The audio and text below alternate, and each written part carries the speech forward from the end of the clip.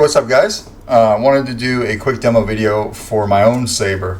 This was a gift to me, and this is all something that I mention when we go over at my desk, but this was a gift to me from my good friend Clint Morrison over at Solid Sabers.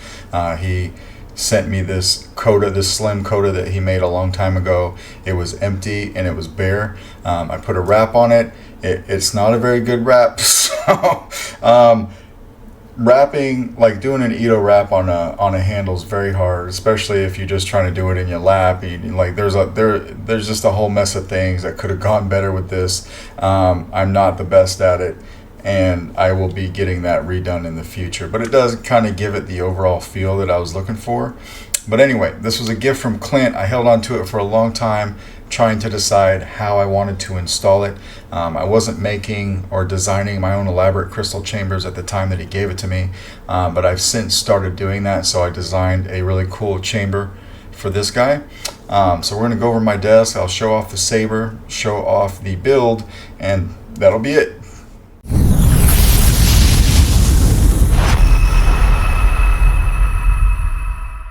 What's up guys? So here is my Kota. This is a custom Kota. I'm sure I said it in the intro, but I record this first.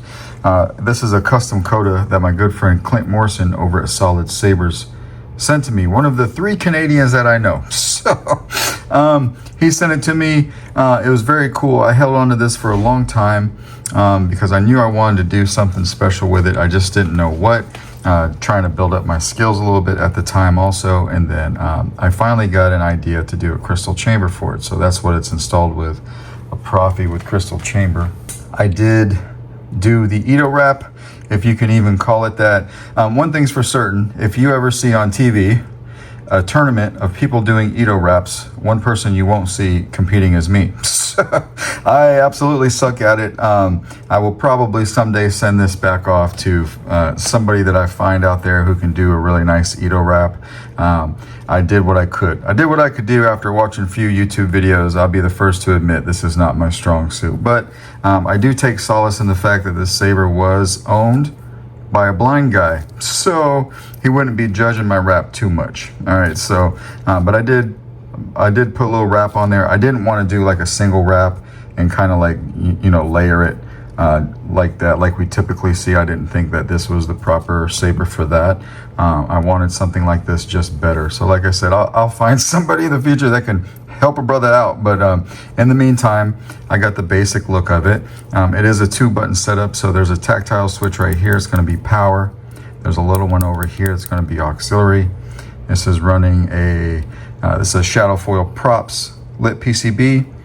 We've got our blade retention right here, and then to get to your chassis, you just want to unscrew the handle. So pop the handle off real quick.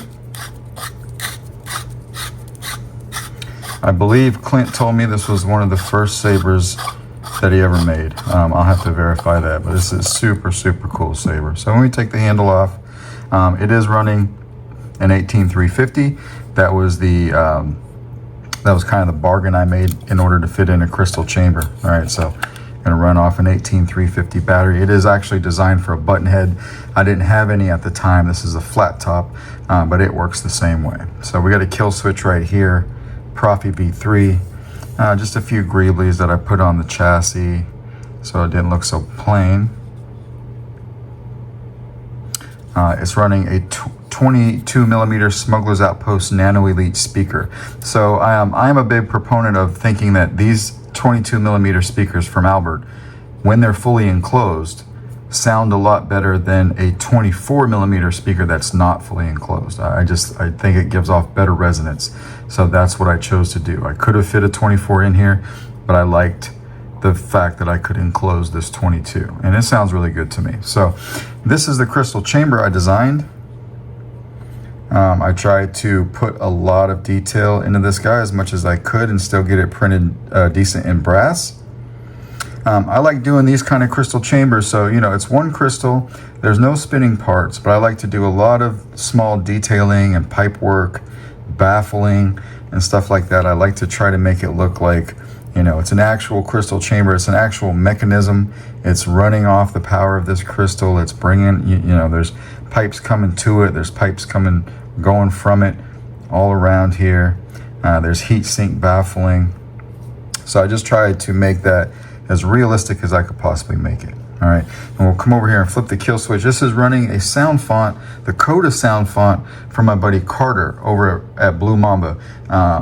He has a Force Unleashed pack on his Etsy page that has all of the characters from Starkiller. I picked that up for 20 bucks. It was a super cool deal because you get a lot of sound fonts. This particular build, I was interested in the Kota font, but I will be using his Starkiller font and all the other ones on some other builds. But that is the font that's running here. Now for Vader. So I've got that crystal kind of pulsing. Now, one thing I did do on this chamber is I made some openings on the underside here so you could see it light up green, right? So that when we turn it on, now I've got that flickering blue, kind of like some circuitry going on down there. So I've got a Neopixel up top and I've got a Neopixel on the bottom. We stay mostly green for the color of the crystal up top, and then we get that blue flickering here on the bottom.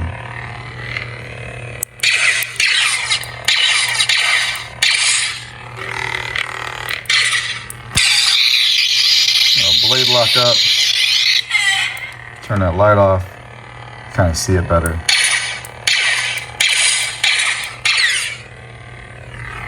Right, and then we've got twist off. So that's what I did with that guy. We'll go ahead and put the handle on. It does sound better with the handle on.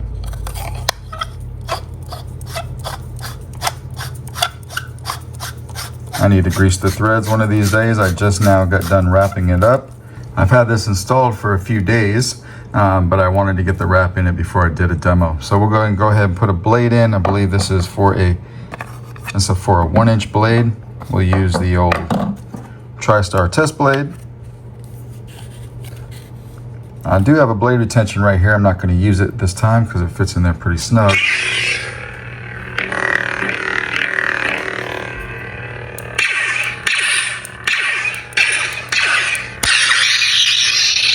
Blade lock up.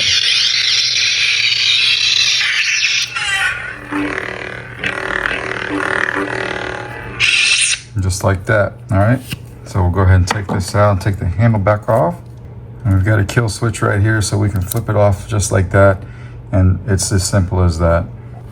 And then when we're done, we'll just go ahead and slap the handle back on it.